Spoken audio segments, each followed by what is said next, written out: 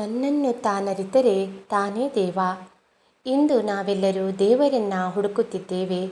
ಗುಡಿ ಗುಂಡಾರಗಳಲ್ಲಿ, ತೀರ್ಥ ಕ್ಷೇತ್ರಗಳಲ್ಲಿ ಸುತ್ತಾಡಿ ಸುತ್ತಾಡಿ ಬಳಲುತ್ತಿದ್ದೇವೆ.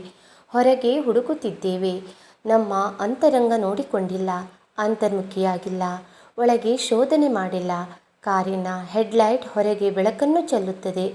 ಅದರೊಳಗೆ ಏನಾದರೂ ಕೆಟ್ಟರೆ ಟಾರ್ಚ್ ಬೇಕು. ಹೊರಗಿನ ದೀಪ ಎಷ್ಟೇ ಶಕ್ತಿಶಾಲಿಯಾದರೂ ಅದಕ್ಕೆ ಶಕ್ತಿಯನ್ನು ನೀಡುವ ಸರಕು ಒಳಗಿರುತ್ತದೆ. ಬರಿಗಣ್ಣಿಗೆ ಕಾಣುವುದಿಲ್ಲ. ನಾವು ಹೊರಮುಖವಾಗಿ ಎಷ್ಟೇ ಸುತ್ತಿ ಸುತ್ತಿ ಬಳಲಿದರೂ ದೇವ ಸಿಗುವನೇ? ಅದಕ್ಕೆ ತನ್ನನ್ನು ತಾನೆರೆಂದು ತಿಳಿದಡೆ ತಾನೇ ದೇವ ನೋಡ, ಅಪ್ರಮಾಣ ಕೂಡಲ ಸಂಗಮ ದೇವ ಎಂಬ ಬಸವ ಸಂದೇಶ ನಾವು ಅರ್ಥ ಮಾಡಿಕೊಳ್ಳಬೇಕು. ಮನೆಯಲ್ಲಿ ಸೂಜಿ ಕಳೆದುಕೊಂಡು ಓಣಿಯ ಬೀದಿ ದೀಪಗಳೆದುರು ಓಣಿಗಿಳಿದು ಎಷ್ಟು ಹುಡುಕಿದರೂ ವ್ಯರ್ಥ ಪ್ರಯತ್ನವಾಗುತ್ತದೆಯೋ ಅದೇ ರೀತಿಯಾಗಿ ನಮ್ಮೊಳಗೆ, ನಮ್ಮ ಅಂತರಂಗದೊಳಗೆ ಸತ್ಯ ವಸ್ತುವನ್ನು ಕಳೆದುಕೊಂಡು ಜಗಮಗಿಸುವ ಕಟ್ಟಡಗಳಲ್ಲಿ ಅಲಂಕಾರ ಮಾಡಿದ ದೀಪದ ಬೆಳಕಿನಲ್ಲಿ ಆಯುಷ್ಯದುದ್ದಕ್ಕೂ ತಿರುಗಿ ಶೋಧನೆ ಮಾಡಿದರೆ ಸಿಗುವುದೇ ಸಾಧ್ಯವೇ ಇಲ್ಲ. ಅಂತರಂಗವೆಂಬ ಮನೆಯಲ್ಲಿ ಅರಿವಿನ ದೀಪ ಹೊತ್ತಿಸಬೇಕು. ಅಲ್ಲಿ ಕಾಣಬೇಕು. ಹೊರಗಿನ ಕಣ್ಣಿಗೆ ಹೊರ ಜಗತ್ತು ಕಾಣುತ್ತದೆಯೇ ಹೊರತು ಒಳ ಜಗತ್ತು ಕಾಣಬೇಕಾದರೆ ಅರಿವಿನ ಕಣ್ಣು ಬೇಕು.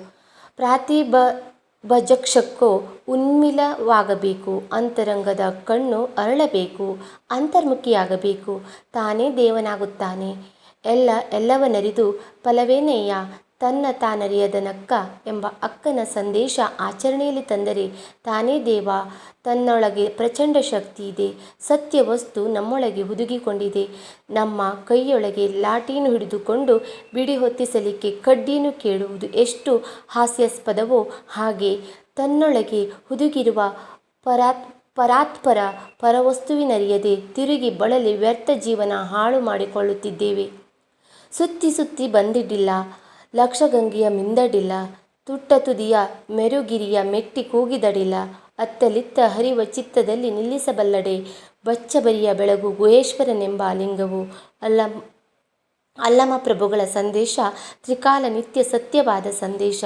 ಕಿವಿಗೊಟ್ಟು ಕೇಳಿ, ಅಂತರಂಗದಲ್ಲಿ ಅಳವಡಿಸಿಕೊಂಡಾಗ ತಾನೇ ದೇವ, ತಾನೇ ದೇವ.